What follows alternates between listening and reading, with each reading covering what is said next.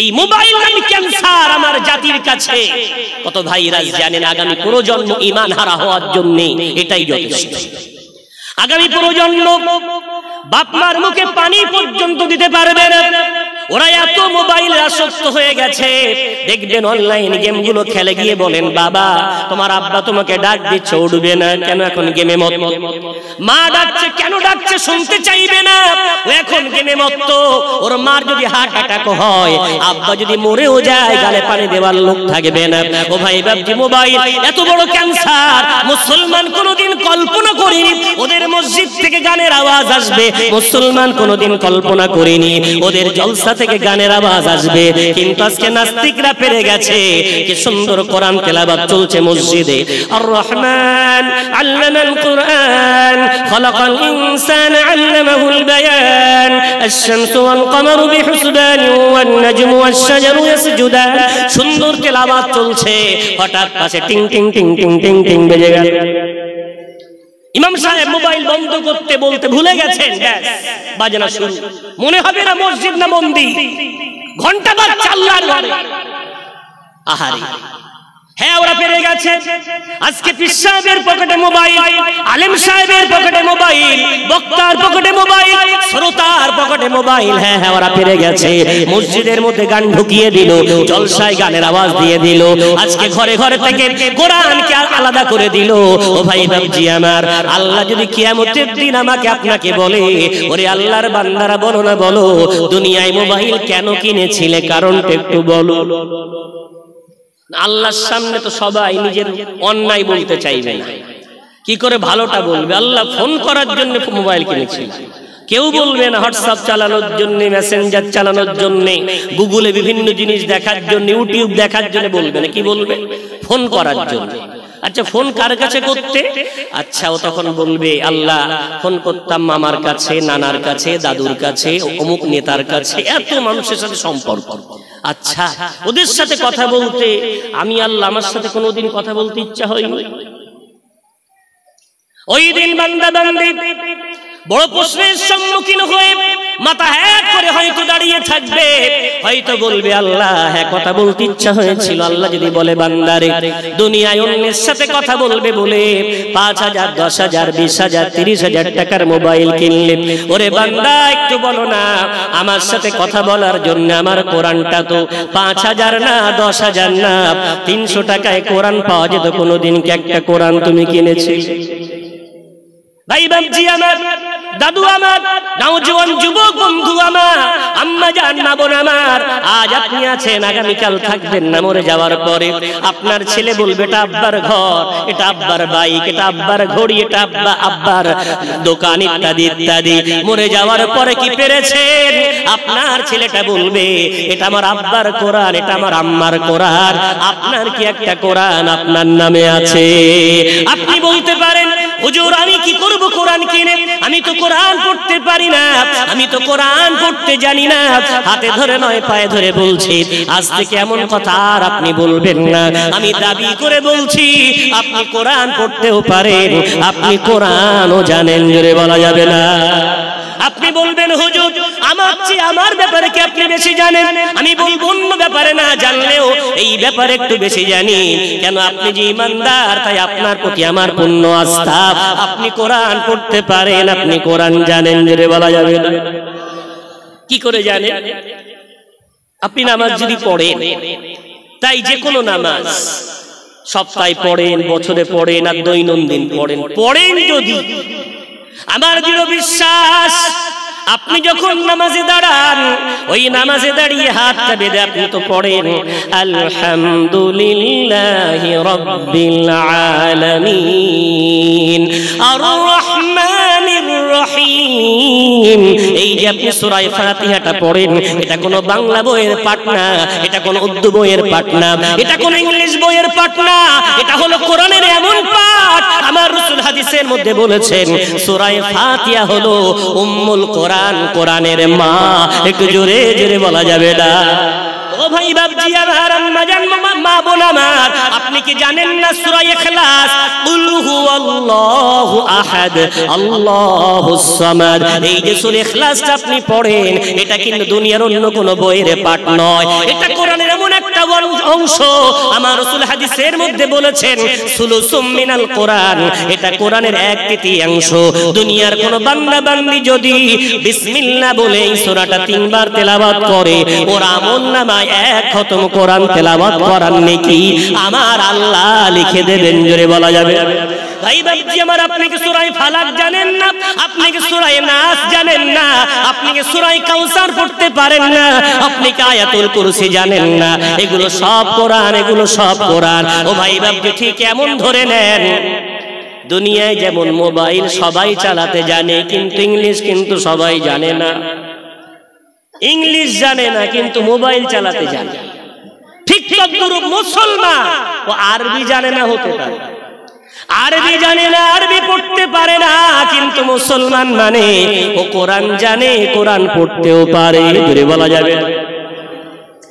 হ্যাঁ, আপনি আরবি জানেন না বলতে পারেন, আরবি পড়তে পারেন না বলতে পারেন, মোবাইল কেনার পর ইংলিশ জানতেন না বলে যারা মোবাইল চালাতে জানে তাদের কাছে গিয়ে বলেছিলেন হোয়াটসঅ্যাপটা কি করে অন করতে হয় দেখিয়ে দাও, মেসেঞ্জার কি করে অন করতে হয় দেখিয়ে দাও, ফেসবুকটা কি করে অন করতে হয় দেখিয়ে দাও, ইউটিউবটা কি করে চালাতে হয় দেখিয়ে দাও। একবার দুবার তিনবার, অনেক সময় সেটিং গড়বড় করে ফেলেছেন, আবার দৌড়ে গেছেন, 1 2 3 বার জানতে জানতে এখন মোবাইল আর ফেলা যায় না। ঘুমাবেন তাও বালিশের পাশে চার্জিংটা ফেস লক ফিঙ্গার লক কেউ যেন না খুলতে পারে, এত সেই মোবাইল প্রিয় হয়ে গেল। ও ভাই বাবজি আমার, আজকে এখান থেকে নিয়ত করে উঠতে হবে আগামীকাল একটা কোরআন কিনে নেন। ওই কোরআনটা কেনার পর ইমাম সাহেবের কাছে চলে যান, কোন আলেমের কাছে চলে যান, কোন হাফেজের কাছে চলে যান, গিয়ে বলেন উম্মুল কোরআন কোন সূরাটা একটু দাগ দিয়ে দাও না। ওখানে একটা কাগজ রেখে দেন, কেন আপনার কোরআন, ওই কাগজটা রেখে দিয়ে সূরা ইখলাস কোথায় কাগজ রেখে দেন, সূরা ফালাক কোথায়, নাস কোথায় কাগজ রেখে দেন। আপনি ইমাম সাহেবের কাছে একটু সময় দিয়ে শুধু আঙুলটা বোলান, আরবি জানতে হবে না, আরবি পড়তে পারতে হবে না, বুড়ো হয়ে গেছেন, দাঁত নাই, চোখে এখন কম দেখেন, এখন আরবি শেখার সময়টুকুও নাই। ওই সূরা ফাতিহায় আঙুল বোলান আলহামদুলিল্লাহি রাব্বিল আলামিন, ওই আঙুল বোলাতে বোলাতে আল্লাহর প্রিয় একদিন হয়ে যাবেন। ওই আঙুল বোলাতে বোলাতে একদিন দুনিয়া ছেড়ে দেবে। আব্দুল কাইমের কথা সেদিন মনে আসবে ইনশাআল্লাহ। আমার রাসূল হাদিসে বলেছেন উম্মতরে ইকরাউল কুরআন ফাইন্নাহু ইয়াতি শাফিআল লিআসহাবিহি, কোরআন পড়ো, কোরআন পড়ো, কিয়ামতের দিন কেউ তোমার জন্য সুপারিশ করুক আর নাই করুক, আল্লাহর কোরআন তোমাকে কিয়ামতের দিন ভুলবে না, ওই কোরআন তোমার জন্য কিয়ামতের দিন শাফাআতকারী হবে। একটু জোরে বলা যাবে, জোরে বলা যাবে রে একটু। নিয়ত করে নেন আগামীকাল আমি একটা কোরআন কিনব। যে জিনিস মানুষ কেনে তার প্রতি আগ্রহ বাড়ে, অ্যাটেনশন বাড়ে, মনোযোগ বাড়ে, আগ্রহ বাড়ে। তো আপনি যখন কোরআনটা কিনলেন তো সূরা ফাতিহা হয়ে গেছে, সূরা ইখলাস হয়ে গেছে, সূরা ফালাক নাস হয়ে গেছে, তখন মন চাইবে তাই তো তাহলে আমি একটু এবার কোথায় আছে সূরা ইয়াসিন, কোথায় আছে সূরা রহমান, কোথায় আছে সূরা ওয়াকিআ, কোথায় আছে সূরা মুলক, কোথায় আছে সূরা দুখান। কোরআন খতম করা ফরজ নয়, তবে কোরআন পড়তে পারে এটা হলো মুমিনের জন্য ফরজ। একটু যদি বলা যায় ভাই বাবজি আমার, ওই কোরআন আমার আপনার জন্য রাহবার। আমরা ওই কোরআন সম্বন্ধে আল্লাহর কাছে বলেছি, আমরা যখন সূরা ফাতিহা পড়ি আল্লাহকে বলি ইহদিনাস সিরাতাল মুস্তাকিম, জোরে বলেন আল্লাহু আকবার। বলেন না ইহদিনা, আল্লাহ আমাকে পথ দেখিয়ে দাও, আল্লাহ আমাকে সঠিক পথ বলে দাও, হেদায়েতের সঠিক রাস্তা আমাকে চিনিয়ে দাও। যে বলেন সূরা ফাতিহার পরের পৃষ্ঠায় সূরা বাকারা। আল্লাহ কত ডাইরেক্ট, কত দ্রুত দোয়া কবুল করেন। দেখেন আল্লাহ দ্রুত দোয়া কবুল করে না করে না? বিশ্বাস হয় আপনাদের? দ্বিতীয় পারা 7 পৃষ্ঠা সূরা বাকারা আল্লাহ বলেছেন উজিবু দাআওয়াতাদ দাঈ ইযা দাআন, দুনিয়ার কোন বান্দা যদি আমাকে ডাক দেয়, যেই ডাকে আমি আল্লাহ তৎক্ষণাৎ তার ডাকে লাব্বাইক বলে চিৎকার করি। যদি বলা যাবে যেই ডাকে সেই সাড়া দিই।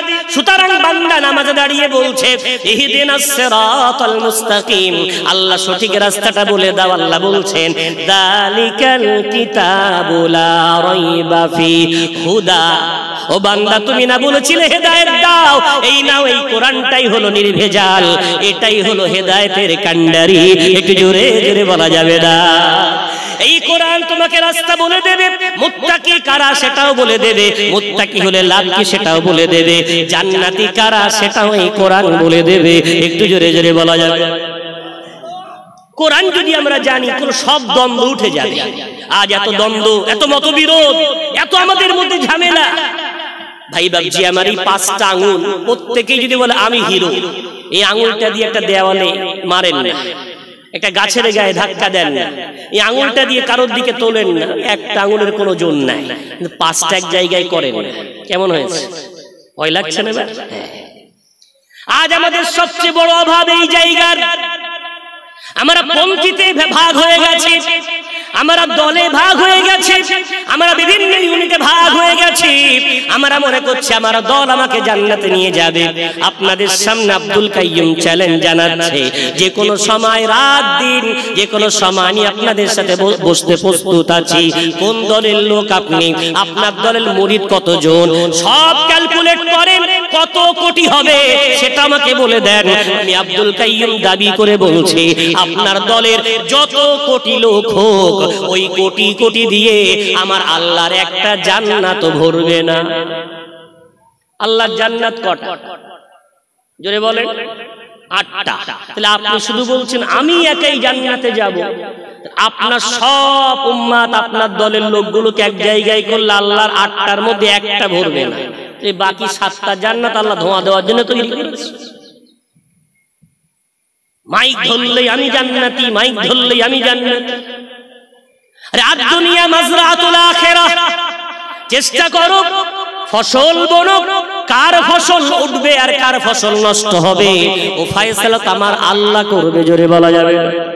বক্তাদের মাইকের বক্তব্য শুনলে মনে হয় একেবারে কিয়ামত মনে হয় ঘটে গেছে, আর বিচারক বসে গেছে, এ জান্নাতি এ জাহান্নামী, ও একাই ফয়সালা করবে।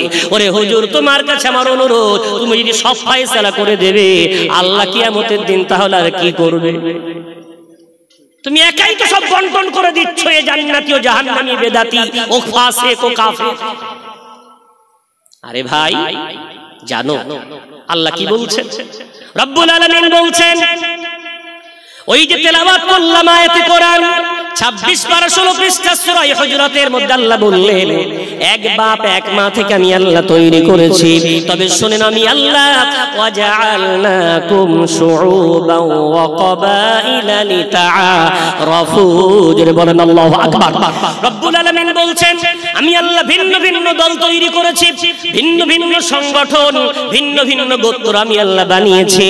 এটা এই জন্য বানিয়েছি লিতাআরাফু, যাতে একে অপরের সঙ্গে পরিচয় বিনিময় করতে পারে। জোরে বলা যাবে? দলাদলি থাকবে না, মারামারি থাকবে না, কাটাকাটি থাকবে না, বরং ইমানদার মানে পরিচয় বিনিময় হবে। তুমি মোল্লা আমি শেখ, তুমি গাজী আমি সরদার, যে পার্টি হও না কেন, যে দলের লোক হও না কেন, তুমি হানাফি আমি শাফি, ও মালিকি ও হাম্বলি, ও নকশবন্দি ও সিলসিলা, ও মুজাদ্দিদ জামানের ভক্তের মানুষ, ও তাবলীগ জামাতের ভক্তের মানুষ, ও বিভিন্ন দলে বিভক্ত হতে পারে, দল জান্নাতে নিয়ে যাবে না। আল্লাহ বলছেন, তোমাদের মধ্যে আমার কাছে সম্মান পেতে চাও, ইন্না আকরামাকুম ইনদাল্লাহি আতকাকুম, তোমাদের মধ্যে সবচেয়ে মর্যাদাবান হলো সে যে তোমাদের মধ্যে সবচেয়ে বেশি খোদাভীরু। একটু জোরে বলা যাবে? সবচেয়ে যে আল্লাহকে বেশি ভয় করে ও হবে জান্নাতি। আপনি অমুক পীরের মুরিদ, এখন দাড়ি কেটে একেবারে ছিঁড়ে ফেলছে, কোন পীর আপনাকে জান্নাতে নিয়ে যাবে? বিশ্বনবীর পরিষ্কার হাদিস, উফুল লিহিয়া, আমার উম্মত দাড়ি বাড়াও, দাড়ি বাড়াও, দাড়ি বাড়াও। আমার মাঝে আর ইহুদিদের মাঝে পার্থক্য হলো, আমরা দাড়ি বাড়াই আর ইহুদিরা গোঁফ বাড়ায়। তাই উম্মত গোঁফ ছোট রাখবে আর দাড়িটা লম্বা করবে উম্মতে মুহাম্মাদি হতে চাইলে। একটু জোরে বলা যাবে? বিশ্বনবী কোন সুন্নাত নিয়ে কবরে যাননি, যত সুন্নাত উম্মতের জন্য রেখে গেছেন, একটা সুন্নাত নিজে করলেন, রেখেও গেলেন, নিজেও নিয়ে গেলেন। ওই সুন্নাতটার নাম হলো এই দাড়ি সুন্নাত। আমার রাসূলের দুনিয়ায় দাড়ি ছিল, চলে যাওয়ার পরেও দাড়ি আছে। আর যত সুন্নাত সব উম্মতের মাঝে আছে। রাসূল কোন সুন্নাত নিয়ে যাননি, একটা সুন্নাত নিয়ে গেছেন, ওটার নাম হলো এই দাড়ি। জোরে বলা যাবে। তাই দাড়িওয়ালারা রাসূলের দলের লোক বলে চাচা যাচ্ছে, বলুক না, চাচা সম্মানের পাত্র। ও যদি রাগায় টিটকারি কাটে, কোনো লজ্জা করবেন না। ও বলুক না চাচা, চাচা তো মর্যাদার জিনিস। ও বলুক, ও ঠাট্টা করুক। আল্লাহ কোরআনে বলেছেন, রব্বুল আলামিন একবার দ্বিতীয় পৃষ্ঠা সূরা বাকারার মধ্যে আল্লাহ বলেছেন, আল্লাহু ইস্তাহজিউ বিহিম ওয়া ইয়ামুদ্দুহুম ফি তুগয়ানিহিম ইয়ামাহুন। ওই বান্দা, তোমাদের নিয়ে একদল বান্দা ঠাট্টা করে বটে, তোমাদেরকে উত্তর দেওয়ার লোক থাকে না। কেউ চাচা বললে সবাই হাসে, হাসুক। আমি আল্লাহ ওদেরকে আসমান থেকে ওদেরকে নিয়ে আমি আল্লাহ নিজে ঠাট্টা করি। জোরে বলা যাবে। আমাদের দলে কে? জোরে বলা যাবে না।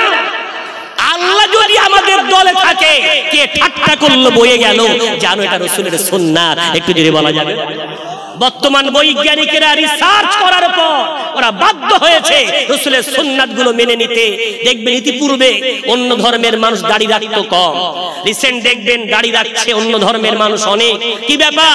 বলছে এই দাড়ি না রাখলে যৌন ক্ষমতা কমে যায়, দাড়ি না রাখলে দৃষ্টিশক্তি হ্রাস পায়, দাড়ি না রাখলে সেই স্ত্রীর কাছে কখনো প্রিয় স্বামী হতে পারে না, তার পৌরশক্তি নষ্ট হয়। তাই বাতিল। আর ইহুদিরা আর খ্রিস্টানরা তারা দাড়ি রাখছে।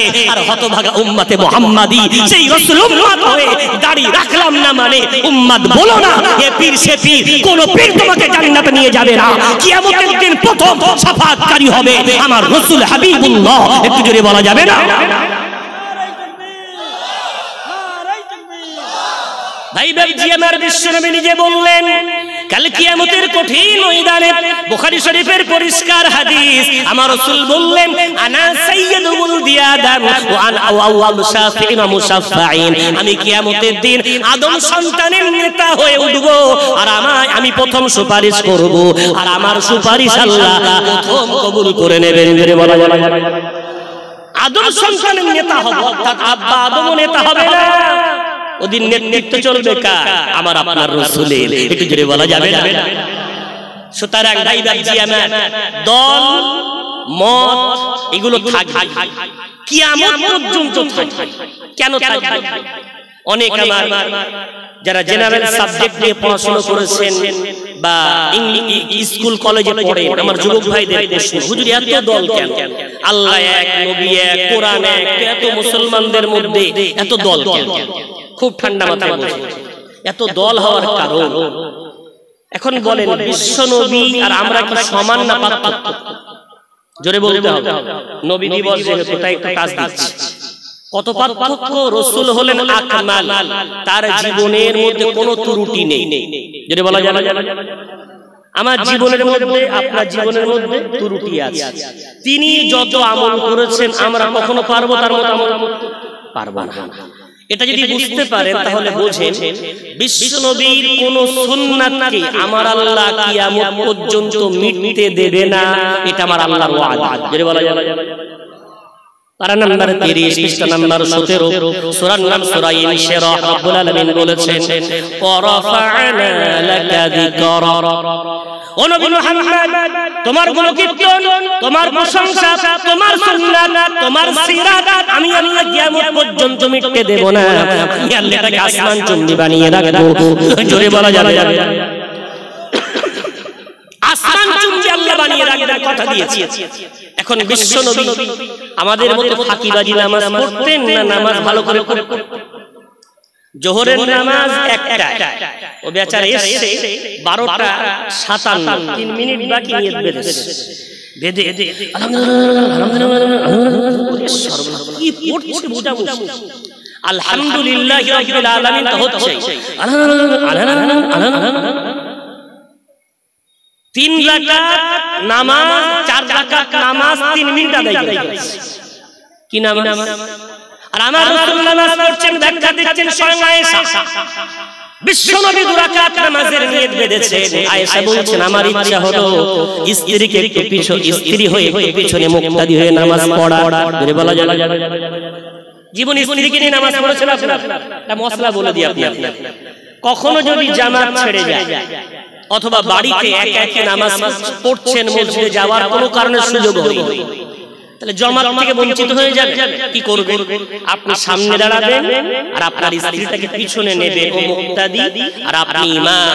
এই ইমাম যদি হয়ে নামাজ পড়াতে পারেন, রাসূল একটা সুন্নাত জীবিত হবে। জোরে বলা যাবে ভাই ভাই জি আমার বিশ্বনবী ইমাম আম্মা জান আয়েশা পিছনে দাঁড়িয়েছেন, বলছেন আমি নিয়ত বাঁধলাম 2 রাকাত নামাজের নিয়ত। বিশ্বনবীর পিছনে মুক্তাদি আমি আয়েশা। রাসূল হাদিসে পড়েন আলহামদুলিল্লাহি রাব্বিল আলামিন, এরপরে পড়েন সূরা বাকারা। কত পৃষ্ঠা জানেন? সূরা বাকারা হলো 48 পৃষ্ঠা। কত পৃষ্ঠা? 48 পৃষ্ঠা। তারাবির নামাজ ইমাম সাহেব 2 পৃষ্ঠা একদিন পড়ে, বলে কোন ইমাম সাহেব এনেছো গো এত লম্বা নামাজ? আইপিএল খেলা দেখতে পা ব্যথা করে না, নকআউট ফুটবল টুর্নামেন্ট দেখতে পা ব্যথা করে না, এ জাতি সারা রাত ধরে ফাংশন দেখবে ওর পা ব্যথা করবে না, কিন্তু জাতি নামাজে দাঁড়ালে ওর পায়ে ক্যান্সার হবে, ওর পা টনটন করে যন্ত্রণা দেবে, ও নামাজ পড়িয়েই ফতোয়া দেবে। ইমাম সাহেব চলবে না, অনেক দেরি করে। ওরে ভাই আম্মা জান আয়েশা থেকে শিক্ষা নাও। আম্মা জান আয়েশা বলেছেন 48 পৃষ্ঠা আমার রাসূল তেলাওয়াত করলেন, আমি দাঁড়িয়ে আছি, আমার পা যন্ত্রণায় ফেটে যাচ্ছে। কেন? আয়েশার বয়স মাত্র 9 বছর, বিয়ে হয়েছে 6 বছরে, রাসূলের ঘরে এসেছেন 9 বছরে। 9 বছরে একটা ছোট মেয়ে মুক্তাদি হয়ে দাঁড়িয়ে 48 পৃষ্ঠা তেলাওয়াত, পা যন্ত্রণা করে, মনে করছে এই মনে হয় রাসূল লুকুতে যাবে, কিন্তু না না না, রাসূল লুকুতে গেলেন না। এরপর রাসূল দাঁড়িয়ে গেলেন, এখনো নামাজ চালাচ্ছেন। এরপরে ধরলেন সূরা আলে ইমরান। আলে ইমরান কত পৃষ্ঠা? আলে ইমরান হচ্ছে 12 আর 15 কত হয়? 27 পৃষ্ঠা সূরা আলে ইমরান। এরপরে আলে ইমরান ধরেছে। আয়েশা রাদিয়াল্লাহু তাআলা আনহা বলেছেন আমার মনে হচ্ছে এবার রাসূল লুকুতে যাবে। এরপরে দেখছি সূরা নিসা ধরেছে। যদি হবে না আমি আর দাঁড়িয়ে থাকতে পারলাম না, মশলা শুনলেন তারাবিতে দাঁড়িয়ে আছেন, যদি সত্যি আপনার পা যন্ত্রণা করে, অসুস্থ, আপনি ওইভাবেই বসে যান, সমস্যা নেই।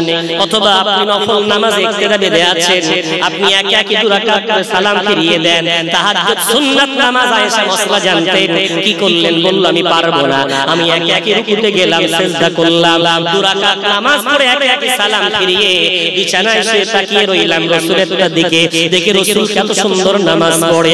আহার রাসূলের 2 রাকাত নামাজ শেষ হতে হতে ওদিকে মসজিদে নববীতে বেলাল ফজরের আযান দিচ্ছে, আল্লাহু আকবার আল্লাহু আকবার। 2 রাকাত নামাজ পড়তে আমার রাসূলের সারাটি রাত লেগে গেল। একটু জোরে হবে, জোরে হবে না? একটু সুবহানাল্লাহ। এখন রাসূল নামাজ শুরু করেছেন, হাত হয়তো এখানে বাঁধা। সন্ধ্যাবেলা এশার পরে রাসূল নামাজ পড়ছেন। এক সাহাবা দেখে বলছেন রাসূল হাত বাঁধছেন বুকের উপরে, কেন? ও সত্যি দেখেছে সাহাবা, ও গ্যারান্টি দিচ্ছে এখানে হাত বাঁধছেন রাসূল। সুতরাং সহিহ হাদিস থেকে প্রমাণিত রাসূল এখানে হাত বেঁধেছেন। রাসূল লম্বা সূরা পড়তে পড়তে হাত একটু নিচে নেমে এসেছে। এক সাহাবা দেখেছেন এখানে হাত বাঁধা, উনি বলছেন হ্যাঁ রাসূল ঠিক বুক এবং পেটের মাঝখানে হাত বেঁধেছেন, আমি দেখেছি। সুতরাং ওটা রাসূলের হাদিস। সুতরাং 3 নম্বর এক ব্যক্তি এসে বলছেন আমি দেখেছি নাভির তলায় হাত বাঁধতে। দীর্ঘক্ষণ নামাজ পড়তে পড়তে স্বাভাবিক রাসূল জান্নাতের আয়াত থেকে জান্নাতের ফল পড়ার জন্য হাত বাড়িয়ে দিতেন। জাহান্নামের আয়াত তেলাওয়াত করতে করতে জাহান্নামের আগুন দেখে ভয়ে পিছিয়ে আসতেন, হাত তুলতেন, হাত চাটতেন। নামাজের মধ্যে এমন হতো যে সাহাবা দেখেছেন যেখানে তিনি বর্ণনা করেছেন এখানে এখানে এখানে কেউ বলেছেন রাসূল হাত বাঁধতেন না। 4 ইমাম ভাগ করে নিলেন, কজন ইমাম? 4 জন ইমাম। আবু হানিফা বললেন নাভির তলাটা আমি নিলাম, ইমাম আহমদ বিন হাম্বল বললেন পেটের উপরটা আমি নিলাম, ইমাম শাফি বললেন বুকের উপরটা আমি নিলাম, ইমাম মালিক বললেন হাত ছাড়া আমি নিলাম। সবাই নামাজ পড়ে রাসূলের সুন্নাতটাকে বাঁচিয়ে রাখার জন্য। একটু জোরে জোরে বলা জোরে বলা যাবে না সুবহানাল্লাহ? তুমি যদি একা হানাফিকে দেখো এই নবীর তলার সুন্নাতটা বাঁচবে, এটা মরে যাবে, এটা মরে যাবে, এটা মরে যাবে। আমার আল্লাহ তার নবীর সুন্নাতকে মিটতে দেবে না। তাই এত দল, এত মাযহাব, এত দল, এগুলো হলো আমার আল্লাহর নিয়ামত, এগুলো আমাদের জন্য দলাদলি নয়, এটা কোনো জাহান্নামী দল নয়, সবাই জান্নাতি। কলকাতায় যাবে ওই এয়ারপোর্ট দিয়ে প্লেনে যেতে পারে, অথবা গাড়িতে করে যেতে পারে, অথবা নৌকায় যেতে পারে, আবার ঘোড়ায় চড়ে যেতে পারে। তুমি যে মাযহাব মানছো, তোমার এলাকায় যে মাযহাব আছে, তুমি সম্মানের সাথে মানো, কোনো সন্দেহ নেই, কোনো সমস্যা নেই। দলাদলি করতে যেও না, টার্গেট ঠিক রাখো, কামিওয়ালা পেয়ে যাবে। জোরে বলা যাবে না? টার্গেট ঠিক রাখো, তুমি গন্তব্যস্থলে পৌঁছে যাবে। তাহলে দলাদলি না করে জান্নাতি হতে গেলে কি লাগবে? সম্মানের শীর্ষ চূড়ায় তারা উঠবে যারা হলো মুত্তাকি। একটু জোরে বলা যাবে। এখন এই মুত্তাকি হলে কি লাভ? লাভটা বলি, তারপরে মুত্তাকি ইনশাআল্লাহ বানাবো। অর্থাৎ বানাবো মানে আমার তো হাতে না, আল্লাহর হাতে। আল্লাহ আমাকেও বানিয়ে দিক, আপনাদেরও বানিয়ে দিক। জোরে বলি আল্লাহুম্মা আমিন। মুত্তাকি হলে লাভ কি? মুত্তাকি হলে আমার এই যে সাবজেক্ট জান্নাতি কারা, ওর উত্তর হলো মুত্তাকি হলে জান্নাতি হওয়া যাবে। জোরে বলা যাবে না? 4 পারা 6 পৃষ্ঠা সূরা আলে ইমরান রব্বুল আলামিন কি সুন্দর করে বলছেন, ওয়াসারিউ ইলা মাগফিরাতিন মির রাব্বিকুম ওয়া জান্নাতিন আরদুহাস সামাওয়াতু ওয়াল আরদ উইদ্দাত লিল মুত্তাকিন। জোরে বলেন আল্লাহু আকবার। কষ্ট হয় না কেন? জিমিয়ে পড়ছেন? কোরআন ভালো লাগছে না আপনাদের? ওই তাকবীর ধ্বনি দেন তো, নারে তাকবীর। ওই তো আলহামদুলিল্লাহ, হৃদয় ভরে গেল। আর উচ্চ আওয়াজে দেন।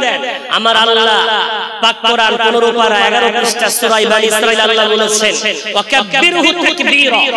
রবের বড়াই তো করার মতো করো না, রবের বড়াই তো করার মতো করো। কিভাবে করবেন? আপনি এটা যদি বলে খাওয়ার মতো খাও, কবার খাবে? ডবল খাবে? বলছে আমাকে খাওয়ার মতো খেতে বলেছে, ডবল বলছে। আল্লাহ বলছে রবের বড়াই করার মতো কর। তাকবীর আল্লাহ দিতে বলেছে, তো দেওয়ার মতো দেন না। আকাশ বাতাস মুখরিত করে এটা বুঝিয়ে দেন না, আল্লাহ আমরা কোরআনের আশিক, এই জামানাতেও বেঁচে আছি। নারে তাকবীর, নারে তাকবীর। জেগে যা। আমি আমার আলোচনা ইনশাআল্লাহ নির্দিষ্ট সময়ে আগে সমাপ্ত করব। অনেক দায়িত্ব মাথার উপরে আছে, সেগুলো পালন করতে হবে। কয়েক প্রশ্ন এসে হাজির, তার উত্তর দেওয়া লাগে। চলেন একটু এগিয়ে যাই। রব্বুল আলামিন কি বলছেন?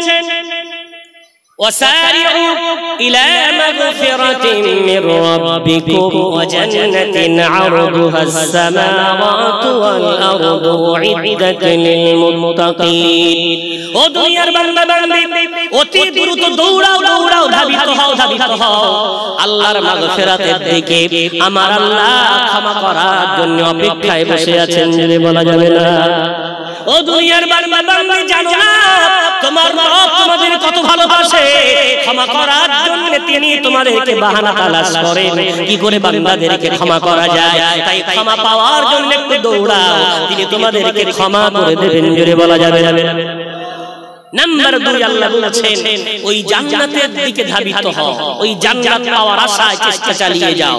যে জান্নাতের প্রশস্ততা আসমান জমিনের মাঝে চেয়েও অতি প্রশস্ত। যদি বলা যাবে, আমি একটাকে বলেছিলাম না কোন দলের লোক আপনার মুরিদদেরকে যদি একসাথে করেন, ক্যালকুলেট করেন, তো আল্লাহর একটা জান্নাত ভরবে না। তো আল্লাহ বলছে আমার জান্নাতের পরিধি হলো আসমান জমিনের এই শূন্যস্থানের চেয়ে আমার একটা জান্নাতের চেয়ে বড়। যদি বলা যাবে, তোমার মুরিদরা কোথায় আছে? এই আসমান জমিনের মাঝে নেই আছে? তাহলে যদি একটা আসমান জমিনটাকে না ভরাতে পারো, অত লাফালাফি করো। ভাই আমার রব্বুল আলামিন একটা মজার কথা বললেন। আল্লাহ বললেন উইদ্দাত লিল মুত্তাকিন। ওই জান্নাত আমি আল্লাহ কোন দলের জন্য তৈরি করিনি, ওই জান্নাত তৈরি করেছে আল্লাহ বলছেন উইদ্দাত লিল মুত্তাকিন। জান্নাত তৈরি করেছে মুত্তাকিনদের জন্য। যদি বলা যাবে না? যদি হবে না? আল্লাহ তো বলতে পারতেন উইদ্দাত লিল আম্বিয়া, জান্নাত আম্বিয়াদের জন্য তৈরি বলেন, উইদ্দাত লিল আউলিয়া, আউলিয়াদের জন্য তৈরি বলেন, উইদ্দাত লিল আইম্মা, ইমামদের জন্য তৈরি বলেন, উইদ্দাত লিল মুআজ্জিনিন, মুআজ্জিনদের জন্য তৈরি বলেন। আল্লাহ কি বলেছেন? উইদ্দাত লিল মুত্তাকিন, খোদা যেই হবে সেই আমার জান্নাতে যাবে। জোরে বলেন। তাই ভাই আমার, তাহলে জান্নাতি কারা? আমার প্রশ্নের উত্তর পেয়ে গেলেন, জান্নাতি হলো মুত্তাকিরা। জোরে বলা যাবে না? যে দল করেন, যে মত করেন, কোনো সমস্যা নাই। আপনার আল্লাহর ওলি যদি আল্লাহর পথে ডাক দেয়, আপনার পীর যদি সুন্নাতের উপর আপনাকে ডাক দেয়, আপনাকে যদি সঠিক কথায় পরিচালিত করে, কোনো সমস্যা নাই। আপনি যে দল মানেন, কোনো দলাদলি না করে আসেন না, মুত্তাকি হয়ে যায় জান্নাতের মধ্যে। আবু হানিফার সাথে ইমাম শাফির দেখা হবে, ইমাম মালিকের সাথে আহমদ বিন হাম্বলের দেখা হবে, প্রত্যেকটা দলের সাথে প্রত্যেকের দেখা হবে। যারা মুত্তাকি হবে সবার সাথে সবার দেখা হবে। একটু জোরে বলা যায়। আর ফাটল ধরানোর জায়গা নেই, গোটা পৃথিবী এক হয়ে গেছে। আর আমরা শুধু গৃহদ্বন্দ্ব, নিজেদের মধ্যে ফাটল, এই দল ওই দল, সব দল তুলে দেয়। তুমি যে দল করছো, তোমার খানকা, তোমার মসজিদ, তোমার মাদ্রাসায়, এই মঞ্চে আসার পরে কোনো দল হবে না, এখানে ইসলাম জিন্দা হবে। জোরে বলো। দল প্রচার করতে করতে ইসলামটা মিটে গেল।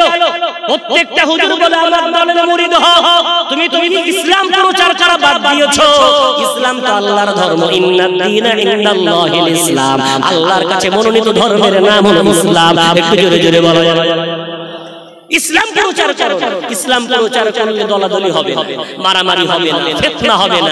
তুমি যেখানে যাও মসজিদ ভাগ করো, তুমি যেখানে যাও পাটা লাগিয়ে দাও, তুমি যেখানে যাও জান্নাতি জাহান্নামে ডিভাইড করো। রাসূল ডিভাইড করতে আসেনি, রাসূল ঐক্যতার বাঁধন দিয়ে আমার রাসূল জাতিকে এক করতে এসেছিলেন। একটু জোরে বলো। ভাই আমার, এখন ওই মুত্তাকি হতে গেলে করণীয় কি? রব্বুল আলামিন কি সুন্দর করে মুত্তাকি হওয়ার রাস্তা বলে দিলেন। ওই এক পারার প্রথম পৃষ্ঠায় সূরা বাকারা আল্লাহ বললেন, হুদাল লিল মুত্তাকিন। এই কোরআন রাস্তা দেখাবে একমাত্র মুত্তাকিনদের। জোরে বলা যাবে। সূর্য ওঠে, সূর্য যখন ওঠে অন্ধদেরকে জিজ্ঞাসা করবেন, তো ভাই সূর্য দেখতে কেমন? বলতে পারবে? কথা বলে অন্ধ বলতে পারবে। কেন? ও চোখে দেখে না। যদি কোনো অন্ধ কি বলে পূর্ণিমার চাঁদ দেখতে কেমন, কি বলতে পারবে না? কেন? ও চাঁদ দেখতে পায়। ঠিক ধরো, মুত্তাকি হতে গেলে আল্লাহ পাক রব্বুল আলামিন বলছেন, এই মুত্তাকি হলেই কোরআন কেমন সে দেখতে পাবে, জান্নাতি কেমন সে দেখতে পাবে, মুসলমান কেমন সে দেখতে পাবে। সুতরাং কোরআন তাকেই রাস্তা দেখাবে যার তাকওয়ার চোখ খোলা আছে। একটু জোরে বলা যাবে। তাকওয়ার চোখ যার খোলা, সে এই কোরআনের আলো পাবে। কোরআন দেখতে কেমন সব বুঝতে পারবে। একটু জোরে বলা যাবে। আগামীকাল একটা কোরআন কিনে নেবেন। আমি আব্দুল কাইয়ুম ভিক্ষা চাই, যার কোরআন নেই একটা কোরআন কিনবেন। মশলা হতে পারে, হুজুর আমি কোরআন নিয়ে করব, তো বলে দিলে কোরআন পড়তে পারবে, হাত বোলাবে, চোখ বোলাবে, দেখতে থাকবেন। দেখতে দেখতে একদিন দুনিয়া থেকে চলে যাবে। চলে যাওয়ার পর আপনার চিন্তা হতে পারে, তাই তো আমার খানদানে তো কেউ নেই কোরআন পড়ার মতো, কোরআনটা নষ্ট হয়ে যাবে। কোনো সমস্যা নেই।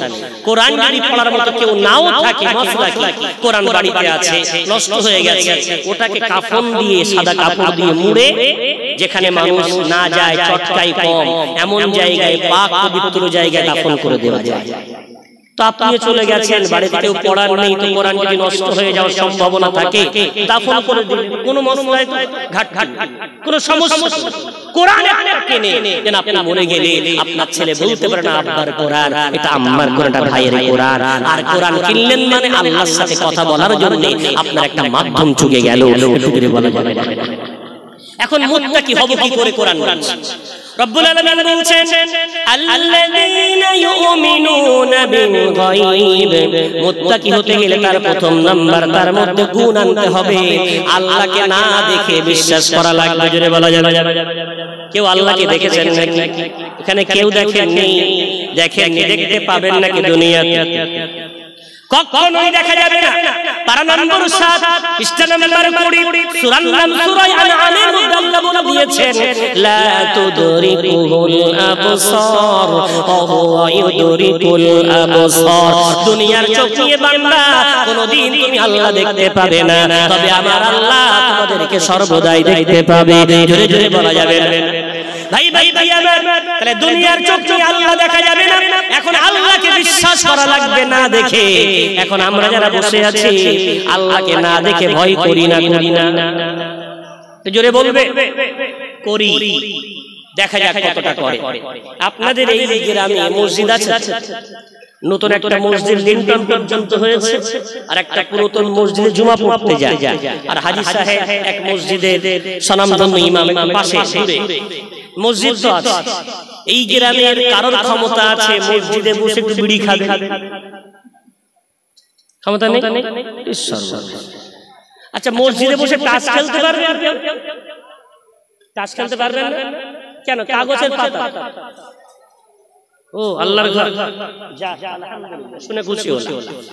হ্যাঁ হ্যাঁ, মসজিদের মধ্যে তাস খেলেন না, মসজিদের মধ্যে বিড়ি খান না, কি ব্যাপার? আপনি হাজার গুনাহগার হন, আপনার মধ্যে ঈমানের একটা বাতি আল্লাহ জ্বালিয়ে দিয়েছে, তাই এই ভয়টা আছে। ওটা হলো আল্লাহর ঘর। কোরআন আল্লাহ বলছে, পারা নম্বর 29 পৃষ্ঠা নম্বর 14, সূরার নাম সূরা জিন। রব্বুল আলামিন বলেছেন ওয়া আন্নাল মাসাজিদা লিল্লাহি ফালা তাদউ মা'আল্লাহি আহাদা। এর বলেন আল্লাহু আকবার। রব্বুল আলামিন বলেছেন ওয়া আন্নাল মাসাজিদা লিল্লাহ, দুনিয়ার যত মসজিদ আছে এগুলো কারোর ভিটার বাড়ি নয়, এগুলো কারোর বাপের পৈতৃক সম্পত্তি নয়, এগুলো হলো সব আল্লাহর ঘর। এখানে আল্লাহর ইবাদত ছাড়া আর কিছুই চলবে না। একটু জোরে জোরে বলা যাবে?